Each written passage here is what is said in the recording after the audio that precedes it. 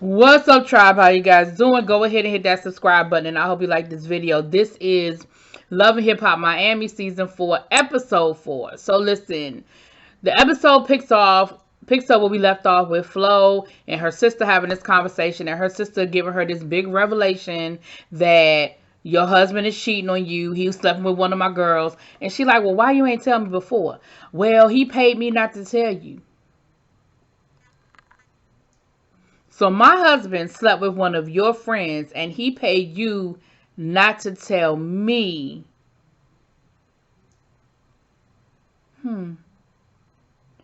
Okay. See, in that moment, I probably would have had to punch the shit out of my sister.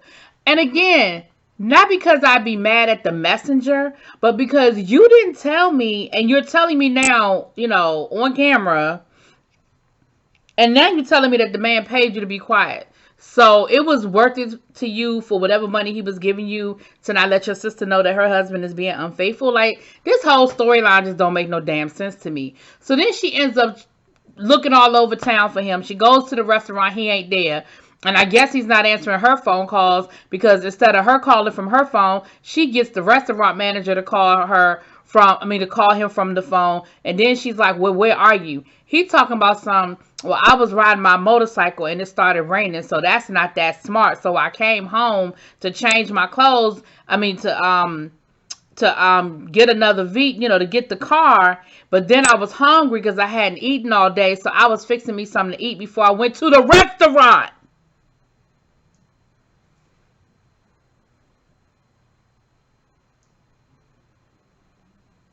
I'm pretty certain you can get whatever you need from that restaurant that you own if you're hungry. So she goes to the house and she was like, listen, so my sister said that you cheated on me and you slept with one of her girls. It's this long pause and he was like, so you gonna believe her? Now I was actually gonna be on his side because I feel like the sister's story sound real hanky to me. But his reaction made me think, well, shit, maybe the sister was telling the truth. Because you know what he said? And this is always what does it. This is always what does it. You don't have no proof. Oh, okay. That's not a denial. That's a you can't prove it. So then she tells him, well, I think we need some space. So you know what he does? He gets on the same dirt bike that wasn't safe enough for you to drive, which is the reason why your ass wasn't at the damn restaurant. It's still wet on the outside. You get on that same dirt bike and pull off. Okay, cool. You still ain't getting no car though, right? Okay, cool. Then we have Sukihana, and I'm just going to be honest with y'all. I'm sick of her. I'm sick of this storyline. I'm sick of this whole, I'm ghetto fabulous, I'm rich, and it don't matter because the money is here, and I'm good to go, and I can do whatever I want to do, and I can be as hood as I want to be, and I'm keeping it real, I'm keeping it hood, I'm keeping it gangster, and it don't matter. So she got into a fight. She got arrested. She got a mug shot. And she like, I don't care. It's whatever. I still be in the hood. I mean, yeah, I know I got me some money. I'm a celebrity now. Let's be clear. You are not a celebrity. Some people know your name.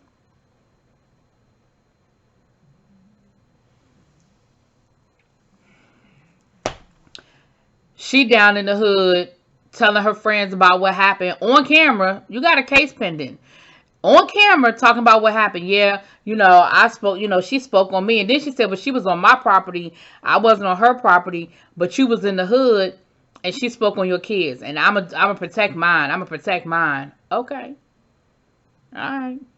So then her boyfriend, who I don't know what in the Little Red Riding Hood Fox Big Bad Wolf outfit his ass had on. But he was actually making some sense because he was trying to tell her your ass don't need to be down in the hood doing this and doing that. You got to be, you got to think bigger than that. Meanwhile, he gives her a shoebox full of fucking money. She was like, what's this for? He was like, for holding it down. What? What? That don't even make no damn sense. Later on in the episode, he takes her to the jewelry store to keep her occupied because she needs to talk to her mother. And she don't want to talk to her mother because she know all her mother going to do is complain about that mug shot and this, that, and the other. Now, I will say this. The one thing that Sukihana said that made a whole lot of sense, she was talking about the opening of her boutique. She was like, I don't care about that mugshot. I ain't tripping off of that mugshot. You know what? I'll put that mugshot up in my boutique. I'll put my mugshot on some t-shirts and sell it.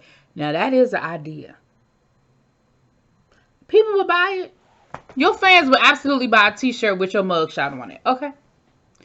So then we have this scene with Ray J, Noriega, and Trick Daddy. And he's teaching them how to cook. Because, you know, Trick can cook, they can't.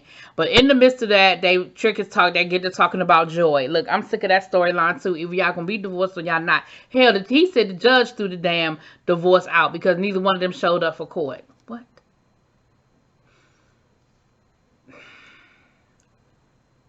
Okay. Whatever. Okay. Alright then. But Joy got herself a new boyfriend, and they having a surprise party for Joy, and so they talk him into going. He talking about something I think is disrespectful. She got this new man. He ain't even come to me. He ain't even step to me. You know, you dating my wife. Sir, y'all been separated for 10 years.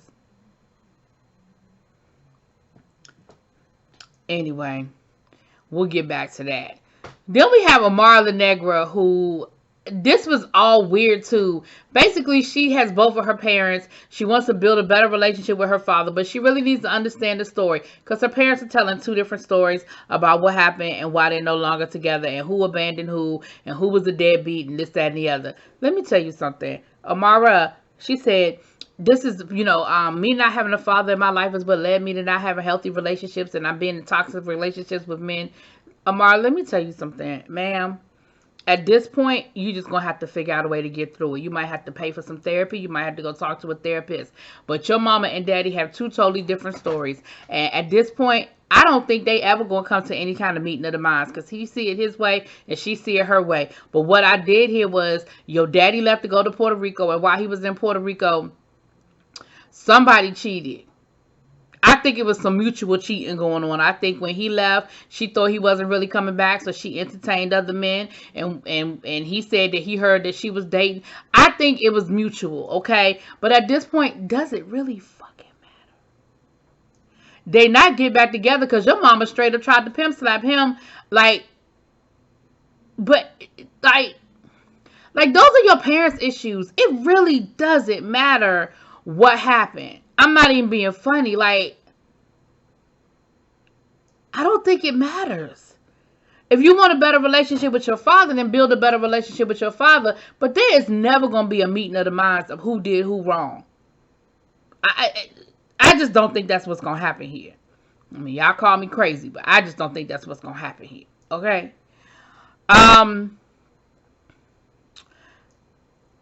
Then we get to Joy's surprise birthday party. It's nice. She's surprised. Surprise. Hey, surprise. But her boyfriend is there. Trick getting his feelings because he's saying that the man bumped him and he disrespectful and he don't play that. Boy, bye. Like, this whole episode was tired. It was just tired. It was tired. And I don't care about Trick and his wife that he been separated from for 10 years being mad because she got a boyfriend.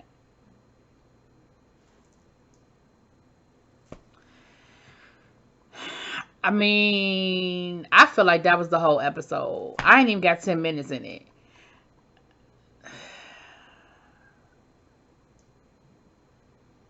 Yeah. I feel like that's it. Oh, no, I did miss a part. Okay, my bad. So, Flo is in her feelings because her husband's out here cheating on her and she done told him he can't come home.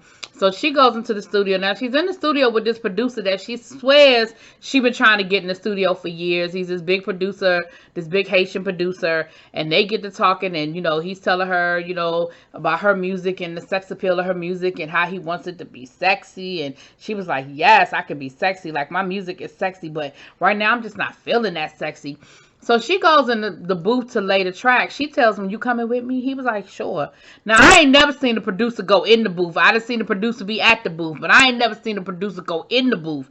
And he is grinding on her and rubbing on her ass while she is laying this track. Now, I said, now listen, I know we making a TV show and we trying to make it salacious and all of that. But girl, don't be that girl in the industry where everybody is like, yeah, well,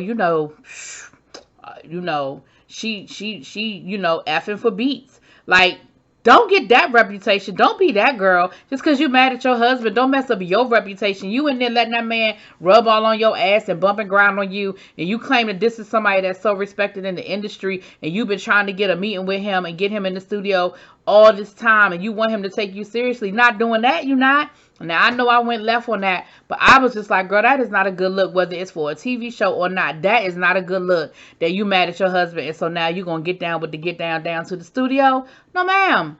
No, ma'am. But that was it. That was all. That was the episode. That's it. Listen, I was trying to give it to you. I ain't got nothing else for y'all. Talk to y'all later. Peace.